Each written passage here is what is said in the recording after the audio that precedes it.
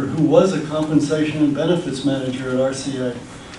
And said, I'd known him through politics. We had both worked to get Lyndon Johnson elected in '64. And which is another way of saying he against Goldwater.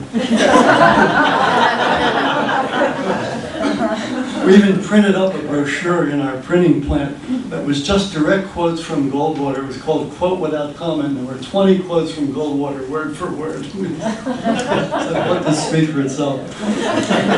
Anyways, I posed this to Don. You know, I said, you guys, you're this big business. You must have ways to get people, you know, incentive plans. He said, oh, we got a lot of incentive plans. He said, we've got dozens of them, but I'll let you in on a secret. He said, the workers decide how much productivity they're going to give you. And that's what you get no matter what incentive you put in. And I said, gee, that's really interesting. How do they make that decision? And he said, well, there's such a thing, there's a social system out there on the factory floor, and basically they're a fellowship, and they don't want to show one another up. So even the very best ones are not going to go that much faster than the ones who aren't very good because they want to maintain good relations with each other. I said, gee, that is really interesting. He said, and there's a whole other way to think about this. And he handed me a copy of The Human Side of Enterprise by Douglas McGregor. I read that book in one weekend, and if a book can be said to change your life, I changed my life reading Douglas McGregor. That was the Theory X, Theory Y book, where McGregor talked about two different sets of assumptions about human nature. And I looked around the printing plant and I saw Theory X everywhere. We had tight supervision and we had time clocks and all the things that McGregor talked about. And I knew which side I was on. I was Theory Y all the way. So I thought, there's a long story that goes with this and you can read it in productive workplaces. But that was the beginning of my education into this work. I called the supervisors in and said, I want to start to do things in a different way. And what ideas do you have? Dead silence. And there was a long period of time, but eventually we got self-managed, what came to be called, I didn't know they were called this. Oh, well, it really gets with McGregor. I was lapping up McGregor and trying to apply what I had read in the book. The first ever management book I'd ever read in my life, understand it. No, I was just doing it. I had a 10-year lab without any processing. And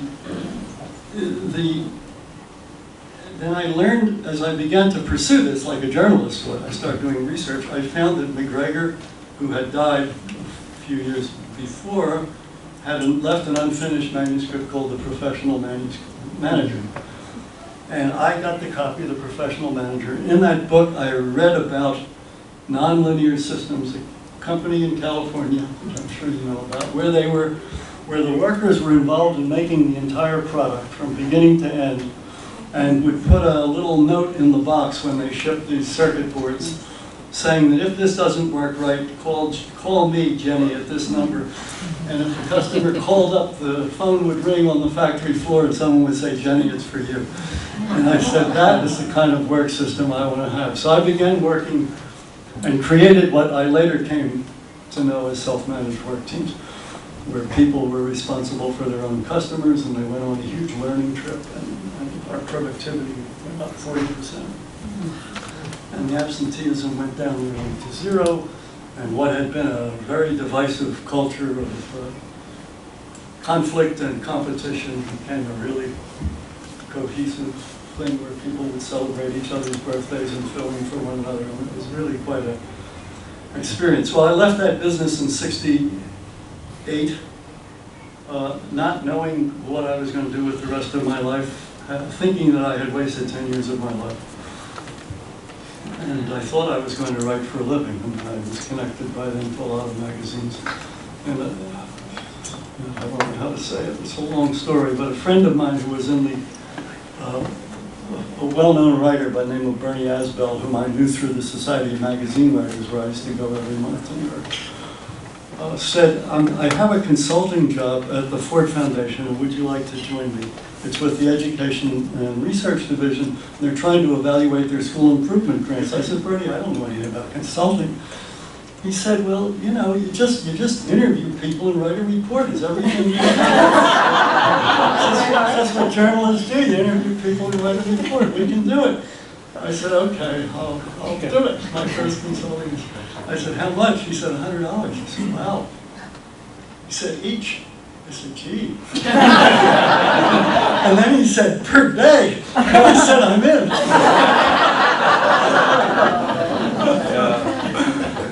So that was the beginning of my education. I then got very interested in what I had done. Well, Bernie, I was thinking of writing a book, and Bernie said to me one night, we're sitting in a bar outside this monument to glass and steel on 43rd Street in New York. It's the Ford Foundation headquarters. It's beautiful. We were having a drink one night, and I said, I don't know what book I want to write next. I'd already written 2 or 3 books. He said, well, you know, all you talk about is that motivational stuff that you used to do in your business. He said, obviously, that's where your passion is. Why don't you write about that?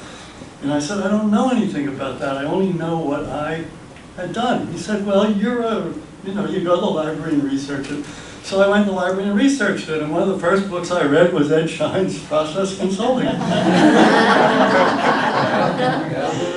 Gee whiz. And I said, now I learned about T-groups. I said, I want to go to T-groups. So I got an assignment from the New York Times Magazine to write about T-groups and got into that world. And one thing led to another. And within 18 months, I was a full-time OD consultant.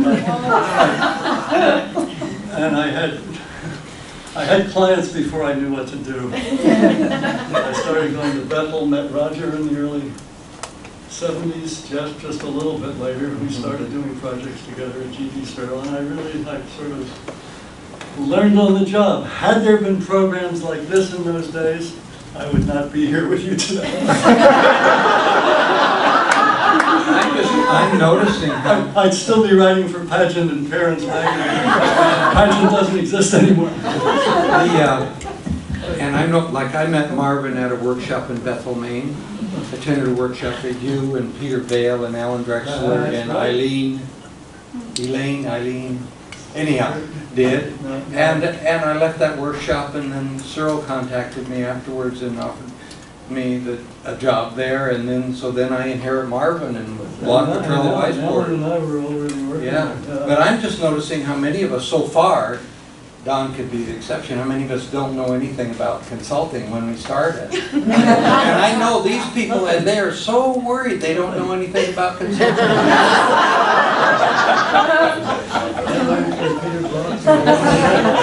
Roger's article on role negotiation. So I immediately had to go out and do it. I mean, that's how I learned. I read Roger's stuff in Xerox. No. Mimeograph. Yeah. Very good. I like to pick up a couple of connections that may be of some interest, at least to us, if not to them. First of all, my first trainer was Richard Wallen. Did you know that? I didn't know that. The person who wanted to know where we felt stuff was Dick Wallen. He was a prominent Gestalt trainer at the time. I wondered when you said it was a prominent Gestalt trainer. So that's one interesting further connection. But more importantly, I think I ought to explain how process consultation got to be written, because there's a short story there. I was happily going to NTL, doing whole summers long, while doing my regular academic stuff during the rest of the year. And we had other faculty in our group that McGregor had recruited. And one year, one of these faculty members, a colleague, said, why, because I was going out to digital doing my stuff once a week or so. He said, why do you waste your time teaching pop psychology to managers? And I said, that's not what I think I'm doing. And so he said, well, then you better tell the world what you think you're doing. And so that got me angry and got me started.